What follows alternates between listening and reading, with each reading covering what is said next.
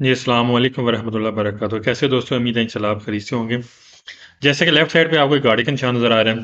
पीछे इसका जो सामान फैला हुआ है इस पर जेंट्स यानी कि सामान आप फैला सकते हैं।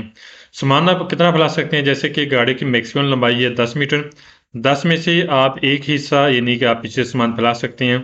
10 में से जैसे देखें यहाँ आपकी लंबाई टोटल कितनी है? 10 मीटर। 10 में से एक हिस्सा यानी कि 3/10 आप पीछे मैक्सिमम पीछे आप सामान फैला सकते हैं। और जो राइट साइड पे आपको गाड़ी का निशान नज़र आ रहा है। राइट साइड पे आप जो आपके सामने गाड़ी की लाइटें हैं, आपने लाइटों से पैमाइश करनी है। आप बाहर 30 सेंटीमीटर तक मैक्सिमम सामान फैला सकते हैं।